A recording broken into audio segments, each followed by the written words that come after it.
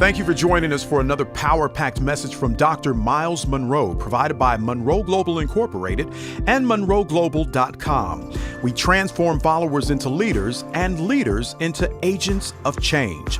We hope that this message is a blessing to you as you advance your life and discover your purpose. Now, let's go into the message.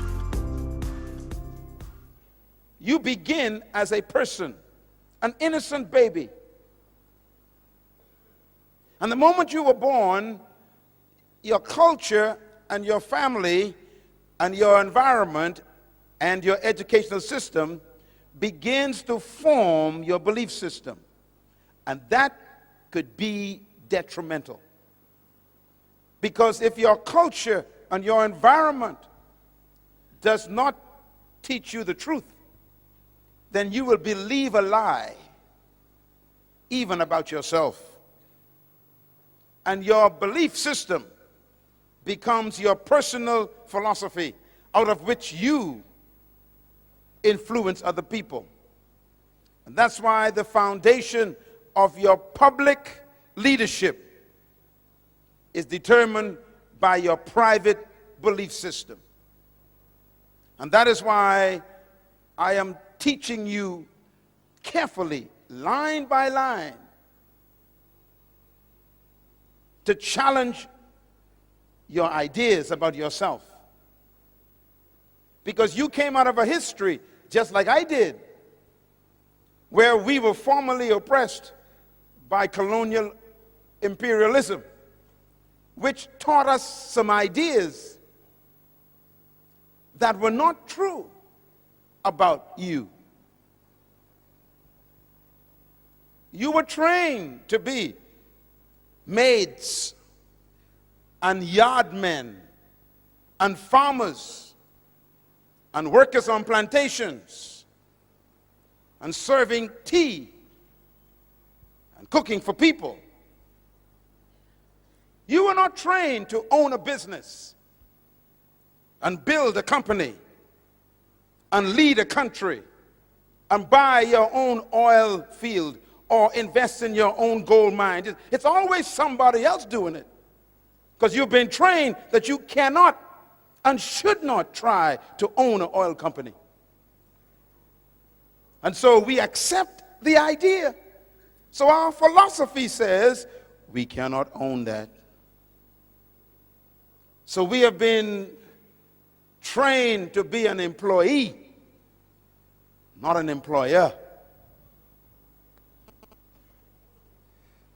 As a matter of fact, we've been so brainwashed by the wrong philosophy that we are afraid to own things.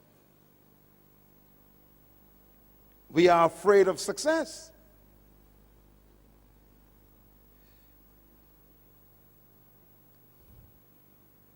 Even the religion we were taught reinforced our lack of self-belief. You know what you were taught for the last 100 years in religion. Your doctrine came from another country. Your belief system was imported by people who owned your forefathers. And they taught us songs to sing, didn't they? Songs like, I got a shoe, you got a shoe. All of God's people got a shoe. When I get to heaven, I'll put on my shoe. I'll walk all over God's heaven. Interesting song. So the enslaved, oppressed person sang that song. And they sang it to the master, the oppressor. They said to the master, I got a shoe and you got a shoe. Both of us are God's people. We got shoes. You wear yours now, I'll wear mine in heaven. That's a dumb song. But we sang that in churches and believed it. And even had the spirit on it. I got a shoe. That's a dumb song. What you're telling the master is, you You prosper now, I'll stay poor now, I'll be rich later.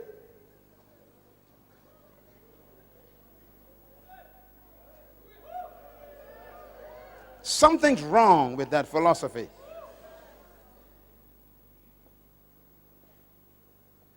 And so they make us afraid of prosperity. They say things like, you don't want to prosper, you might forget God.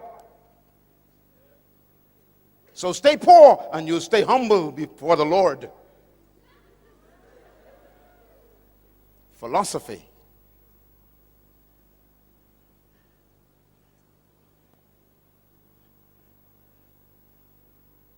As a man thinks, so he leads. So the pastor who comes out of that philosophy preaches to his people. Stay away from politics. Stay away from money. Stay away from power. Stay away from influence. Just hang on until Jesus comes.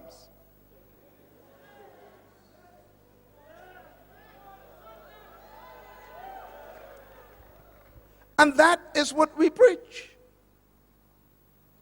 We actually preach to our people that they should not be leaders. And they should not own. And they should not have influence. And that's why the Creator sent me to talk to my cousin.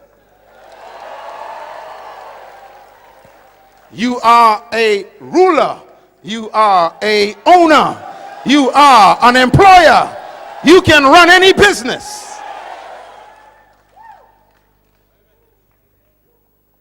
But you got to change your belief system. Let me show you a picture of a little boy. See that little boy? I wonder who he is. Can you tell me who he is? No one knows who he is. Just an innocent child. Remember, everybody is born as a person. This little boy came from a family, a broken home. His father abused him. His father was religious, but yet beat him, hurt him. And the little boy grew up with a twisted belief system about God. Let me show you who this little boy really is. That's the little boy. He looks so innocent, doesn't he? But the boy is really that man. That man was trapped in that boy. His name is Adolf Hitler. His philosophy was very serious because he believed in an idea that he picked up from the Romans. And I want to close this session talking about the Romans because Papua New Guinea is ruled by the same ideas that the Romans had.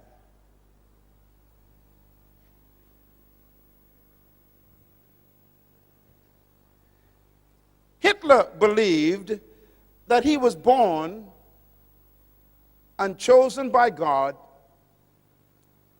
to restore the Roman Empire. He believed that.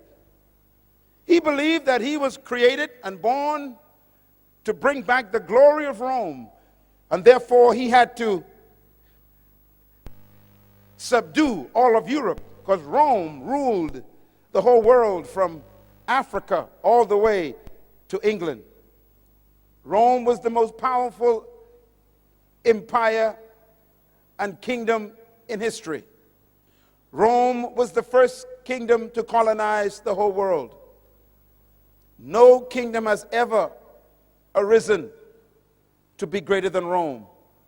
Rome was the most successful colonization process in history.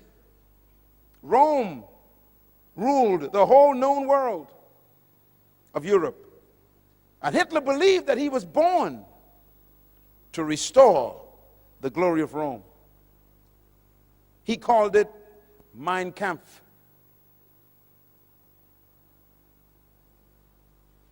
Where did the Romans get their ideas from? And this is important to think about leadership. The Romans conquered the Greeks. The Greeks were the ones who invented the philosophy of leadership that control our world today. Please listen to me carefully. Because Jesus was born under the Roman Empire in a Roman colony controlled by Greek ideas. So don't miss this. The Greeks were the most influential philosophers in modern history. The Greeks were the ones who invented the ideas that control the world right now. As a matter of fact, the Roman Empire adopted the Greek philosophy when they invaded Greece. The Romans were so powerful that they conquered Greece and destroyed the Greek Empire, but they did not destroy the Greek libraries. The Romans are smart people. They took the Greek libraries and they adopted the Greek ideas and philosophy of leadership. And so the Romans became Greeks in thinking, but Romans in military power. I want to give you quickly why this is important to you in Papua New Guinea. Because Papua New Guinea is a product of the Romans. And Papua New Guinea was ruled by Greek ideas. And that's why we are having difficulty right now with the mentality of the Papua New Guinea people. So you have to listen carefully what I'm going to say. I'm going to talk about your future and your past. The Greeks believed certain things about humanity and about leadership.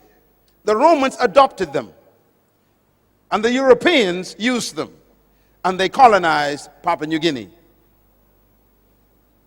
And they used the same ideas of the Greeks to control Papua New Guinea. Papua New Guinea is a very young country.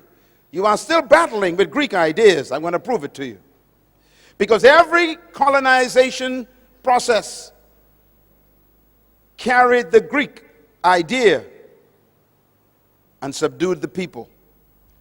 What did the Greeks believe that's important to you? Write them down. Number one, the Greeks believed that leadership was a product of natural endowment. Very important words. The Greeks believed that leadership was a product of natural endowment. What does this mean? Some of you know about the Greek philosophers who changed the history of the world. Let me give you a few of their names. Plato, very powerful Greek thinker. Aristotle, very powerful Greek philosopher. Socrates, a very powerful Greek thinker. These are the kinds of thinkers who gave their ideas that control the world today.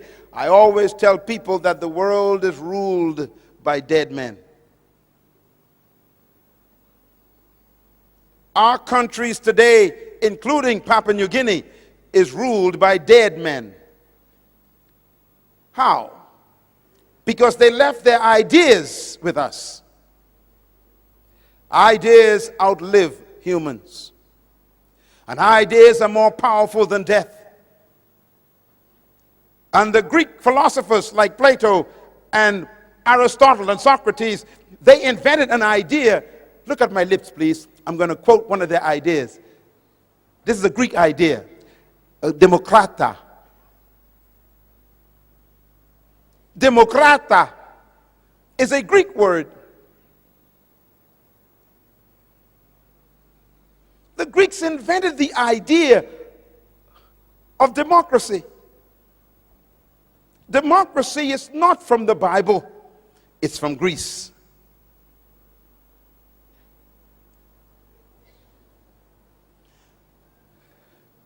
The Greeks developed the idea of what they call politis. Politis is a Greek word. It means chief citizen. Politis. It's where we get our word politician from. It's a Greek idea. What's a politician? A politician, the Greek says, is a person that the people give their authority to and make them chief citizens over them. It's a Greek idea. It's when people give their power to one person and tell that person to lead them and to rule them. It's called the power of the people given to a chief citizen called a politis. Listen carefully, please. Jesus Christ was born under that policy. The Romans adopted the idea that leadership was a product of natural endowment. What do they mean by that? The Greeks believe that some people were born naturally endowed with certain distinguishing factors that made them superior to others.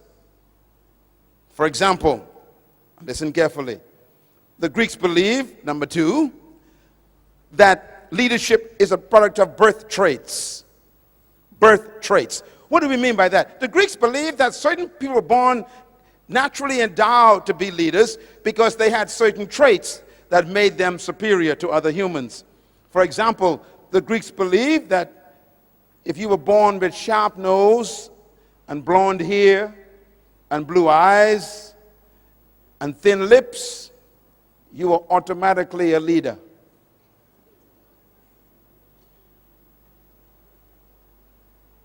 You can read this on the internet if you want to. It's all there. The Greeks believed that if you were born with fair skin, that means if your skin was light, fair, and you had sharp nose and blue eyes, and your hair was yellow or blonde, you were naturally a leader. You were chosen by the gods to be a leader. Now you know if that's true, there's no hope for me. I got a big nose. My eyes are brown, my skin is dark, and my hair ain't blonde.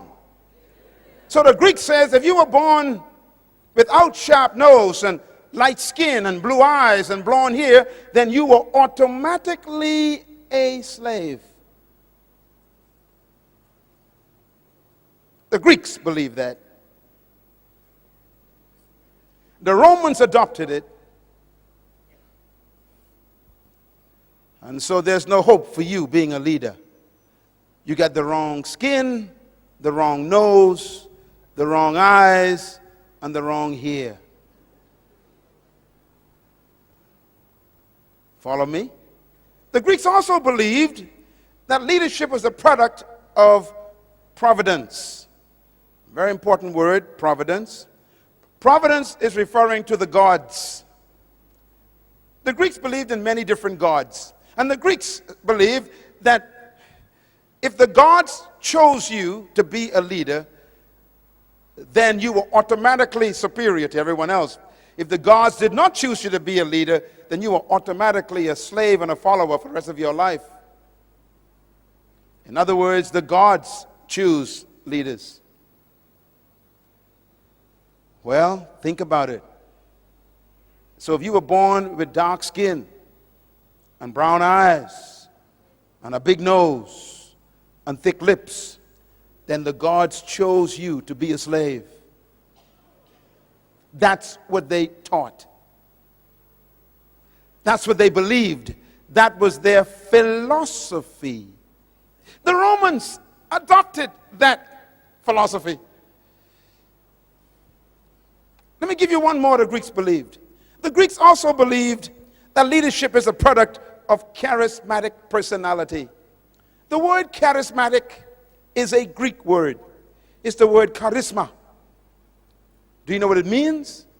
It means gifts of the gods. Charisma, gifts of the gods. Charisma means the gifts that the God gave a person, which means they were very confident and they were very extroverted and they had a light personality and they were talkative and they were communicative and they had extroverted attitudes. They were exuberant. The Greeks say that was the gifts of the gods. So if you were quiet and timid and not extroverted, then the Greek says you are a slave. And this is why when the Romans conquered the Greeks and adopted this idea,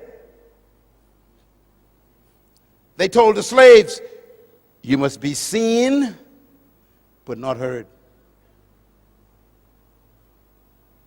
And I only supposed to see you when I need you, and you never speak.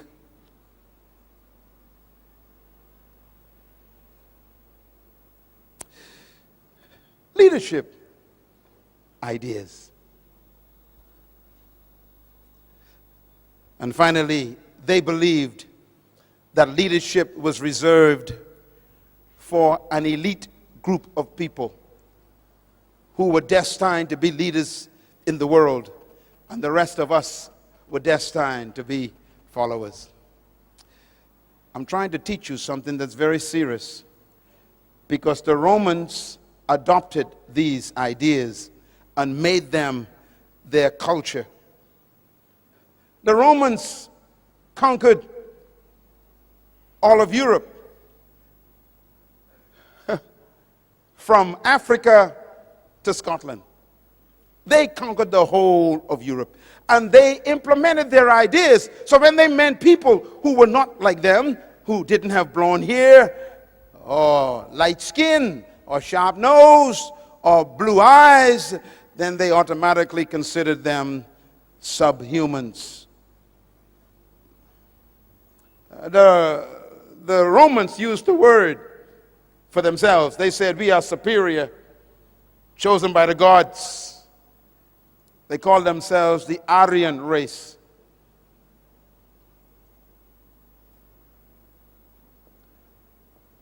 Now I'm going to give you the most important information today. Here it is. The Roman Empire ruled the entire known world, from Africa to Great Britain. The most powerful kingdom on earth under Caesar. They believed that they were chosen by the gods to rule the world. They believed they were handpicked by the gods with certain traits to dominate the world. They believed that they were superior to all other races. And that was in the Roman mentality. Do you know how Rome was defeated? No one could defeat Rome. It was the most powerful empire in history. It had the most powerful army in history. No country could defeat Rome militarily. It was so powerful that when Rome showed up, everybody bowed. And that's why you hear the statement, when in Rome, you do as the Romans do. Wherever they went, they colonized the whole world. And Jesus Christ was born right in the middle of the Roman Empire. He was born in an empire which believed that he was automatically a slave.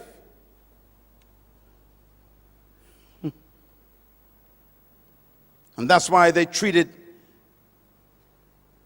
the Jewish people through whom he came as dogs.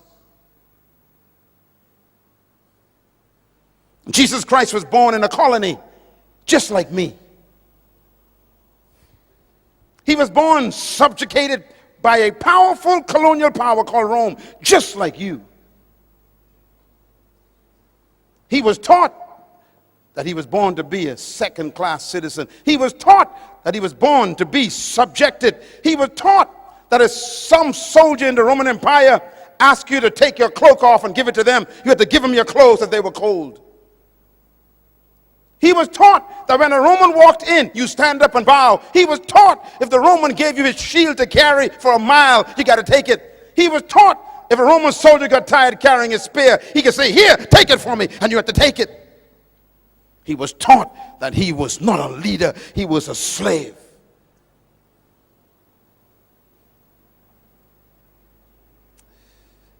He was born in a colony,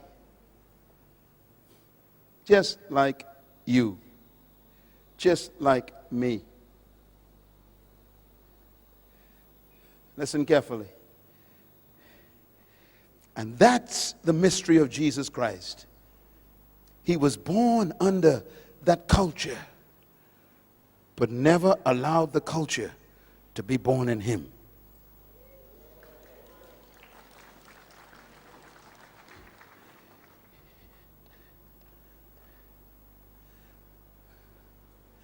Let me explain Papua New Guinea. When the Roman Empire was defeated, it was not defeated by an army. It was defeated by what destroys most countries. The Roman Empire was destroyed by immorality.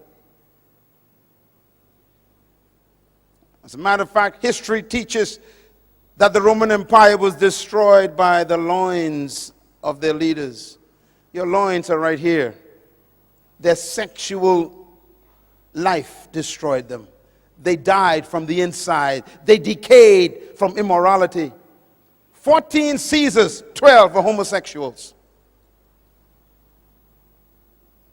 They slept with boys, not women.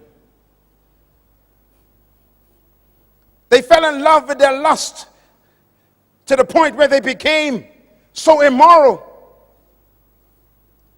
that they began to have men marrying men. It's as old as 2,000 years ago. They were destroyed by their lusts of the flesh.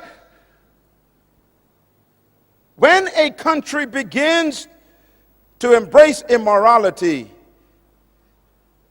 their demise is on the way. When a country begins to sanction immoral acts that God condemned, don't worry about that country, they are dying. No matter how powerful your guns and military weapons are, if your morality becomes a cancer, your weapons become useless. And Rome died in the bedroom. And so the Roman Empire fell apart. It broke up through strife. Look at me, please. This is important. When the Roman Empire fell apart, it broke up into small little kingdoms. It used to be one kingdom, but now it became many kingdoms. Let me name some of the kingdoms that the Roman Empire became. There was a kingdom called Franco. We call it France today. That was a Roman kingdom. The second kingdom was Spanian. We call it Spain today. It's a Roman kingdom. Another kingdom was called Portugal. We call it Portugal today. It was a Roman kingdom. Another kingdom that came from the Roman Empire was Anglo-Britannia. Anglo-Britannia. Great Britain is a Roman kingdom.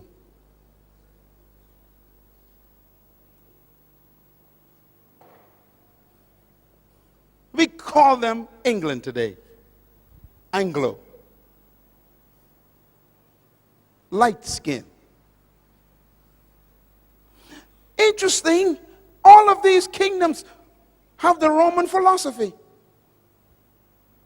And they decided to expand their kingdoms. And so the French and the Spanish and the Portuguese and the British sent their ships out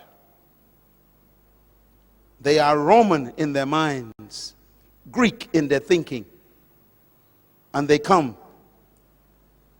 to take over territories.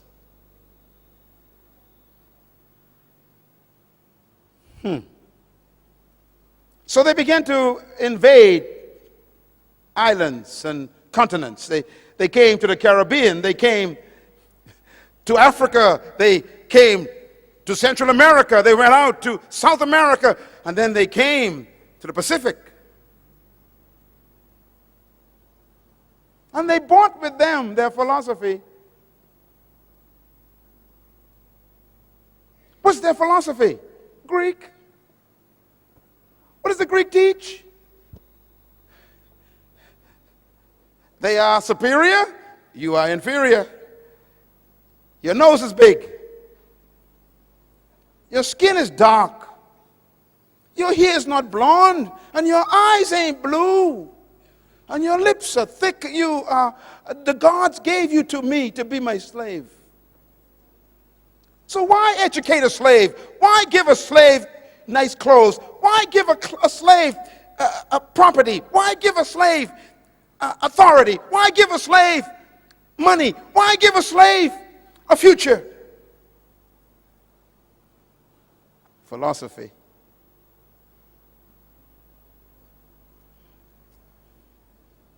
And so is the story of colonization. It's easy to sell a slave. After all, they're not chosen by the gods. Now, let me say something very quickly before I wrap this up. Every philosophy comes from an ideology. Ideology means ideas. Every ideology needs a theology to justify it. So every time there's a philosophy and an ideology, there must be a theology to give it credibility. And this is why religion was used to even justify the ideology of superiority. Do you know what they taught us when I was a child? They said to me, "You fell out of the sky." We had no idea where we came from. We were taken away from our homeland, and we had no history. And we'd ask the white teacher, "Where did we come from?" And they would say, "You fell out of the sky. You have no heritage. You are one of the fallen angels." Theology. They say, look, the Bible says that the beasts of the field shall carry water for you. You are the beast that God talked about. You will carry water for me. And they would teach this in Sunday school. Philosophy.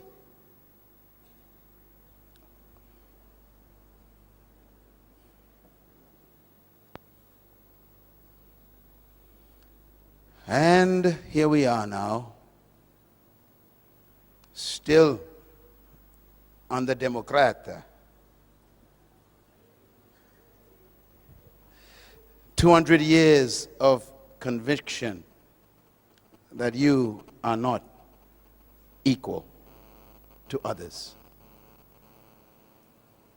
200 years of miseducation that you cannot think sophisticatedly. 200 years of believing that others with certain traits are much more superior and more intelligent and better than you. Philosophy. And so they say, you must be quiet. You cannot speak much. You're not supposed to express your ideas. You keep your thoughts to yourself. Just make tea. You're not supposed to speak up when you see something going wrong. How dare you? You're not smart enough to see what is wrong.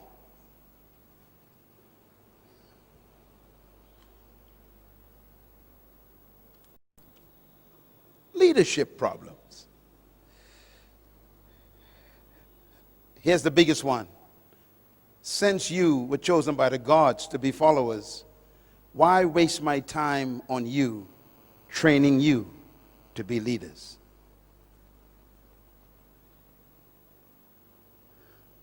So if you study all the colonies in history, including mine, where I'm from, the colonizers never trained leaders. And what's amazing is when they finally abandon and leave you, they expect you to fail. And that's why they leave. They always say, well, of course, there are more of you than us, so we're going to get out of here in case you kill us. But we know you can't lead anyhow, so your country will fail. So they expect you to fail. Well, I don't understand that, because if you didn't train me, how can I succeed? And when you do fail, then they blame you and say, see, I told you, you ain't intelligent enough to succeed. They forget that my failure is proof of their failure.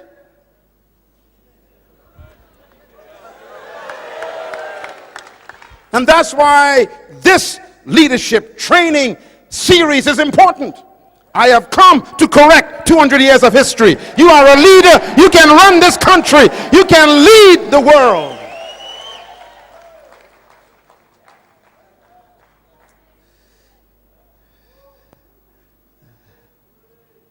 Take a deep breath. Tell your neighbor, I was born to lead. Clap.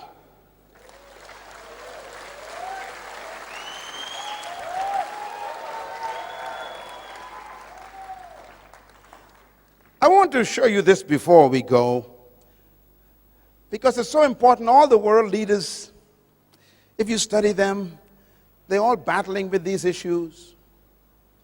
And by the way, in one of my books, I did research on what happens to a people who have been oppressed for over 100 years. And I discovered that they all have the same problems.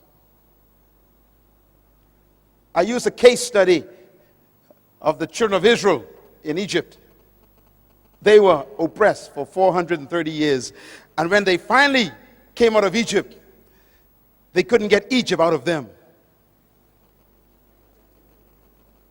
And as soon as they got independence, or should I say deliverance from Egypt, under Moses was their leader, and even Moses had psychological problems. Remember, he was born in Egypt.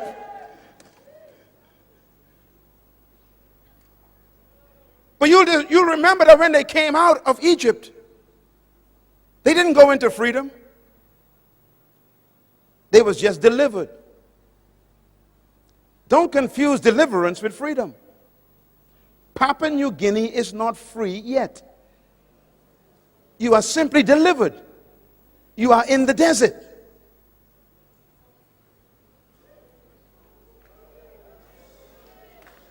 And why does God take you to the desert? Because He doesn't want you to go into the promised land with Egypt in your mind.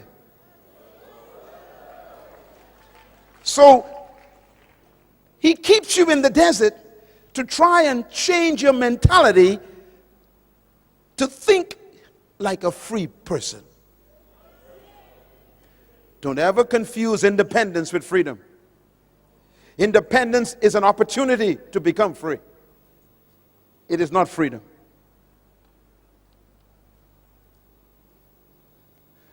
They were delivered from Egypt. They were independent from Egypt, but they still wasn't in the promised land. You are not yet in the New Guinea that God promised you yet. Because that Papua New Guinea requires a new kind of mentality.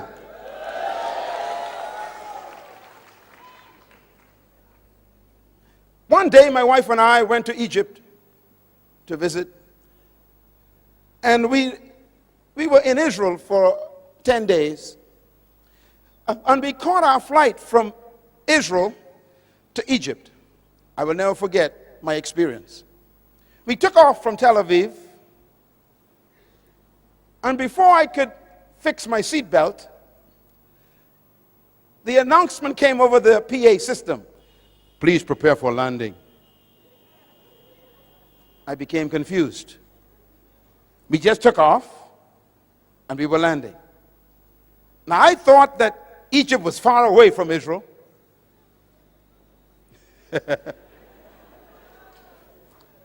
And so I became confused. I said to the flight attendant, I said, "Excuse me, ma'am, is there a problem?" She said, "Why?" I said, "Why are we landing?" She said, "We are about to enter Cairo, Egypt." I said, "But we just took off from Israel." She said, "Yes, sir." I said, "But we didn't fly." She said, "I know." I said, "We're landing." She said, "Yes, we're landing."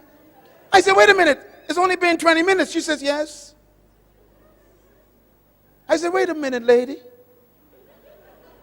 I was in Israel. That's Canaan, the promised land. And in 20 minutes, I'm in Egypt." She said, "Yes." I became confused. I started calculating. Let's see. 40 years.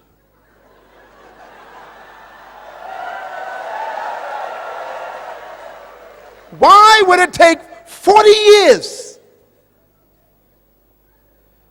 to make a 20-minute journey?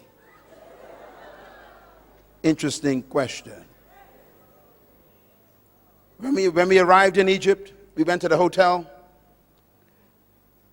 put our bags down. Our guide came later that day to take us to see the pyramids and go to El-Aqsa and all the places of Egypt to see all the pharaohs, you know, the history and everything. And we went to the pyramids and everything, and it's beautiful. And we felt like we entered the Old Testament, because that's where the Old Testament, really, most of it took place. And I said to my guide, when we were driving, I said, "Sir, how far away are we from Israel?" He said, "Depends on how you get there." I said, "Okay, if I drove in a car, how long would it take?" He said, "It'll take about 7 hours." I said, what if I walk from Egypt to Israel?" He said, "It'll take 40 days. I said, "What about the aircraft?" He said, 20 minutes. I began to calculate. I said, "Wait a minute. If I drove in a car on a bus, it's 7 hours. If I walked, it's 40 days. If I flew, it's 20 minutes. I went back to my hotel room, confused. I picked up my Bible, because I had to go and find out what happened. And the Bible says, "And they left Egypt, headed toward the promised land. But God did not take them directly there." I'm quoting the Bible. "Because they were afraid in their minds. So he led them the long way around to get Egypt out of their minds." Now here's my mystery. This is Egypt.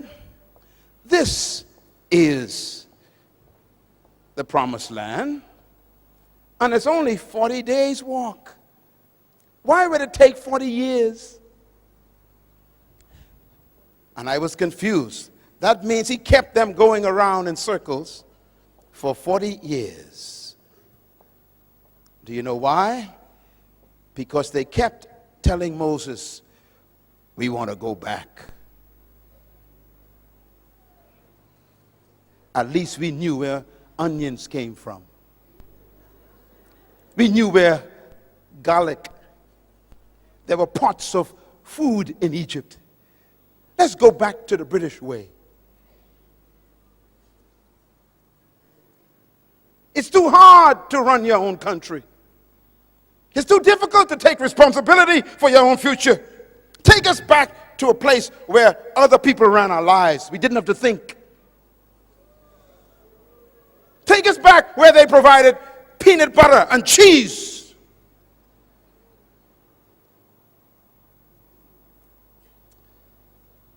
And God says, none of you will enter the promised land because you don't want to get rid of the Egypt thinking. So he led them for 30 years. Do you know why? Because 40 years is a generation. That means he kept them going in circles until he got what they were carrying. They were carrying the next generation. Joshua was not born in Egypt. He was born in the wilderness. Caleb was not born in Egypt. He was born in the wilderness. There are some people in this room who cannot make it to the promised land of the new Papua New Guinea. Why? They still want to go back. I'm not talking to you. I'm talking to the one right behind you.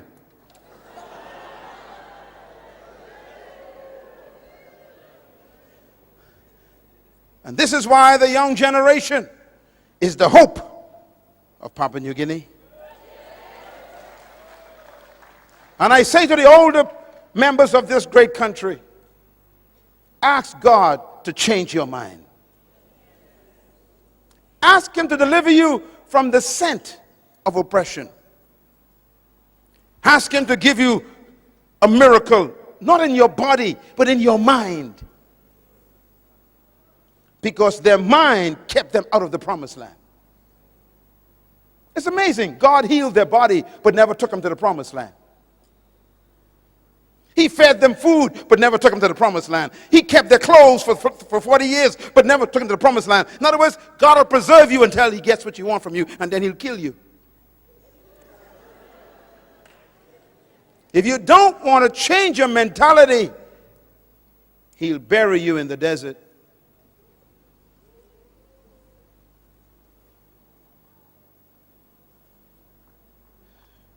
Moses never made it.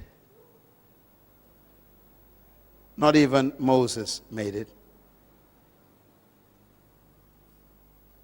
How close are you to the true Papua New Guinea? Can you see it? You know, 2 hours ago, I was sitting with your Prime Minister. We spent almost an hour together today. And I asked him a question 3 times. Same question. I said, Mr. Prime Minister, what is your vision for Papua New Guinea? What do you see as the new Papua New Guinea?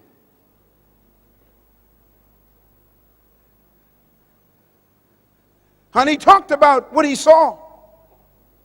He saw a country where everybody was educated, free education. He saw a country where people had good health and welfare. They were taken care of.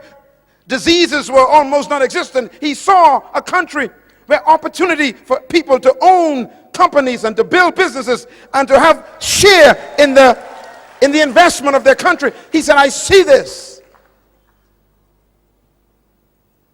And I told him, then you need to educate. You need to provide free education for every child in Papua New Guinea. Because until their mind is free, they are stuck in the wilderness. Sitting in this room are some of the greatest leaders in the world. And I believe that with all my heart. You are an awesome leader, young woman. But you have to unlearn what you've been taught by history. You must be free from the Greek mentality and the Roman ideology. You must be set free from the spirit of colonization. And believe that you can govern this country effectively by God's help. I beg you today to be delivered from Greek philosophy, because I too was a victim. Now let me close with how I got delivered. You want to know how I got delivered? Traditional leadership teaches that leadership is controlling and imposing your will on people. That is not true leadership. Secular leadership says that leadership is management of people. Leadership means you are superior to the followers. They teach that leadership means that you are served by your followers. They teach that leadership is measured by how many people serve you. This is not leadership.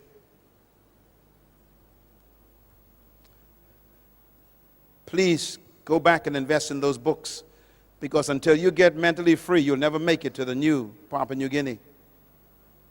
The promised land is a beautiful one. I'm afraid for this country. This country has so much wealth in it now that we need true leaders to govern it.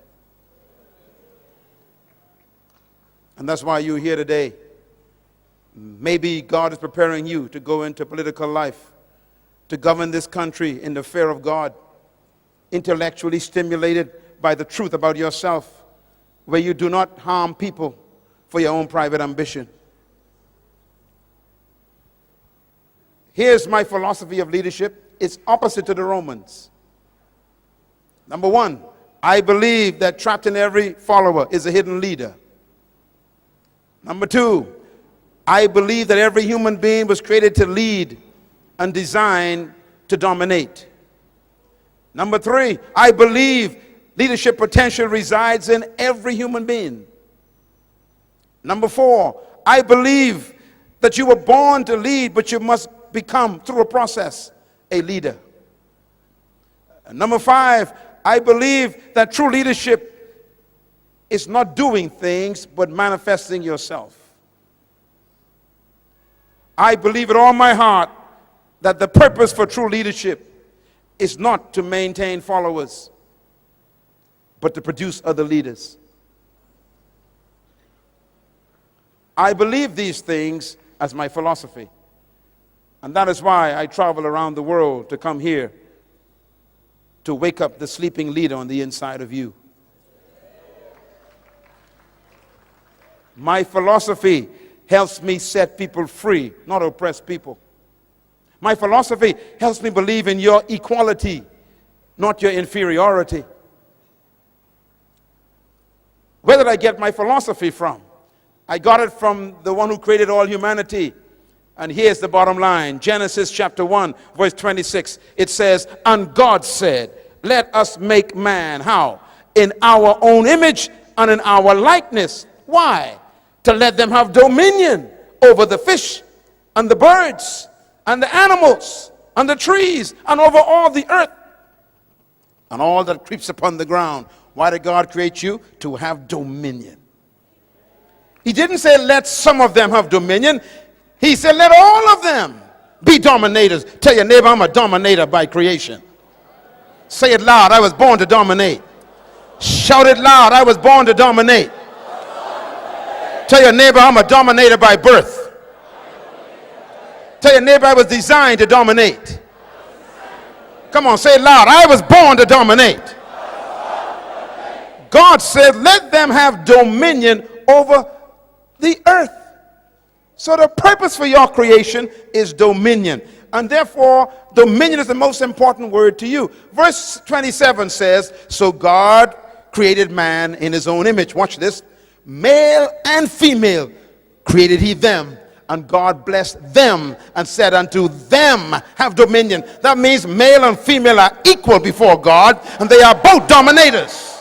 Clap your hands anyhow.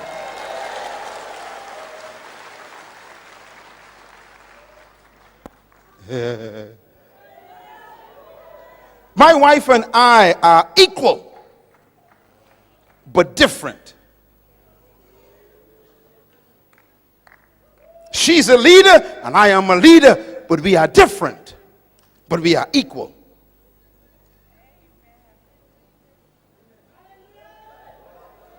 Male and female created he them. And God blessed them and said unto them, both of them, have dominion. In other words, the word dominion is an important word. It tells you why you were created. I did some research for you. Write it down. The word dominion is the Hebrew word radah. R-A-D-A-H. And here's what it means. It means to govern, to rule, to control, to master, to manage, and to lead. In other words, God gave you birth to have dominion over the earth, to lead. And here's the bottom line. If God created you to have dominion, which means to govern, to rule, to control, to lead, to master, then that means he built into you the ability to do it. God built into the seed the ability to become a tree. But the seed could die as a seed.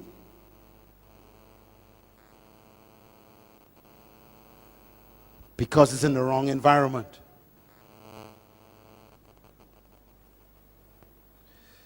For 180 years, some of our countries have been in the wrong environment. We've been fed Greek ideas. And so we can't come forth. And that's why this leadership conference is here. Not to make you superior to anyone, to simply make you yourself. You are a leader, a dominator, a ruler, a governor, a master, a controller. Ladies and gentlemen, let me put it this way. He said, let them, which means male and female, every human being is a leader trapped on the inside. And here is the mystery of how it works. When I first met this beautiful lady, when I first saw her rather, Mother Teresa, before she died, what a woman. She was 4 feet 5 inches high. Little lady. She weighed 102 pounds. And she spoke to the United Nations. She was a nun. What made her so powerful? She discovered her gift. She discovered her purpose, her passion. Listen, please. Whatever you were born to be is trapped inside of you.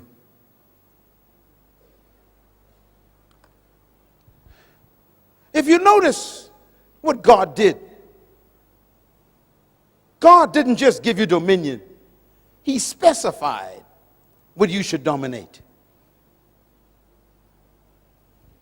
He said, have dominion over fish, birds, cattle, plants, and things that crawl on the ground. That means the only things you're supposed to dominate are fish. Check your neighbor, see if they have any fins. Come on, look around. Any fins? Any scales? Birds. Check your neighbor. Any feathers? Any beaks? Look around. Plants. Check your neighbor. Any leaves? Any roots coming out of their shoes? Things that crawl. Check your neighbor. Do they crawl on the ground on all fours? No. Then the only creature on earth that you are not commanded to dominate is another human.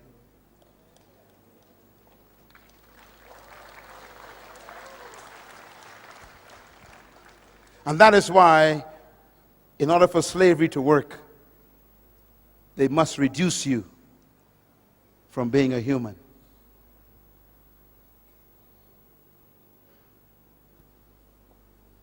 And so they call you subhumans.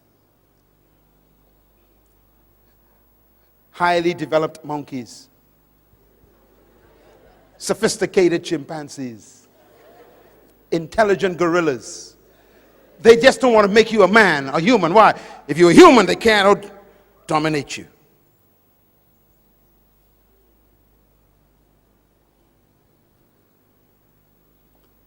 So any attempt to control, master, rule, or dominate another human is completely ungodly.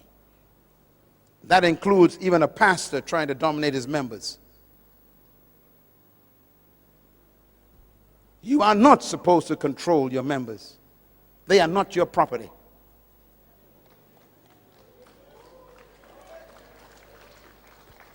You are not to control and own anyone in your company.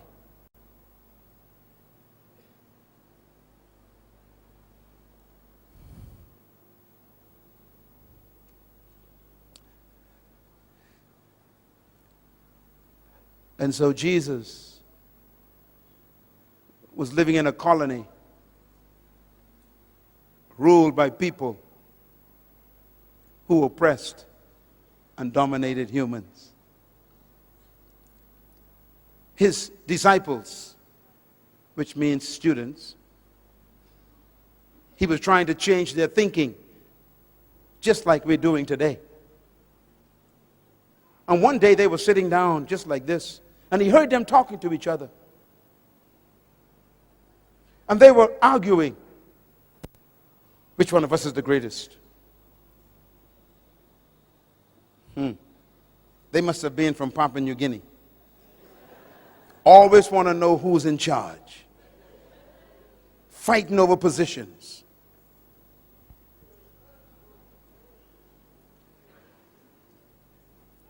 And he said to them, "What are you discussing?"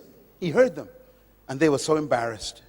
He said, "Are you asking who's the greatest among you?" And the Bible says he called a little child. He says, "Come, baby." And he put a child in the middle of them. He said, "The greatest among you is like a child.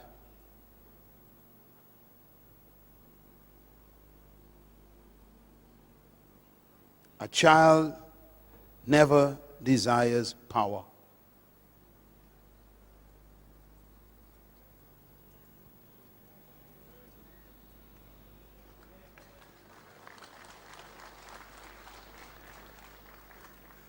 Two days later, he was sitting, having a meal, and two of his disciples came to him again, and they said, Mom, go and ask him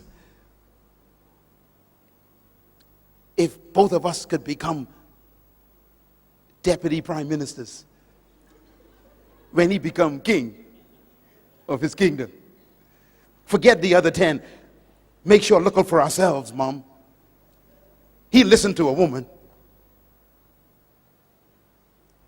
And their mother went to Jesus and said, "Sir, good master, will you make sure that my two boys sit on your right and your left when you come into your kingdom?"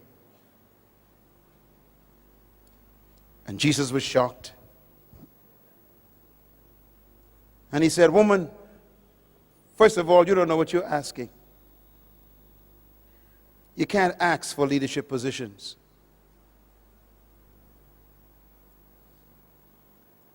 He said, secondly, you shouldn't try to be like other people because you couldn't drink the cup they drink. The word cup means price. You couldn't pay the price for their position. Never be jealous of someone because you don't know what it cost them to get where they are. Can you drink the cup they drink? Leaders don't become jealous of other people's positions.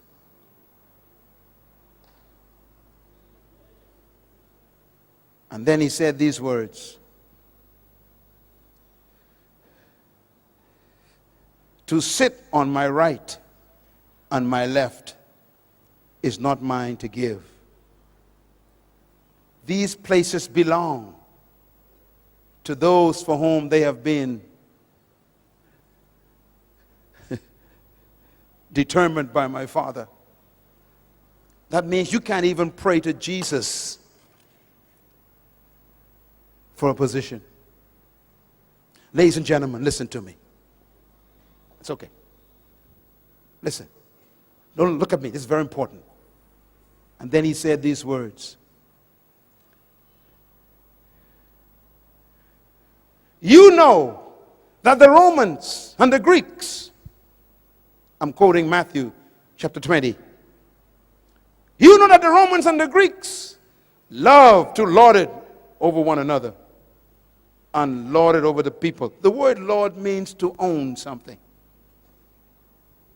That's why you call your landlord, landlord.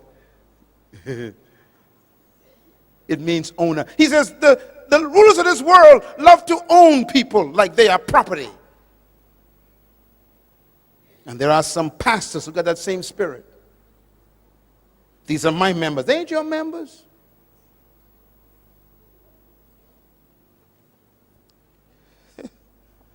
The Apostle Peter says, pastors, do not lord it over God's flock. The same word Jesus used for the Romans. You don't control people. True leaders don't own people. They set people free to become great. He said, do not lord it over people like the Romans do. And then he says these words, it shall not be like that among you. Because in my kingdom, if you want to be a great leader, you must become the servant of everybody.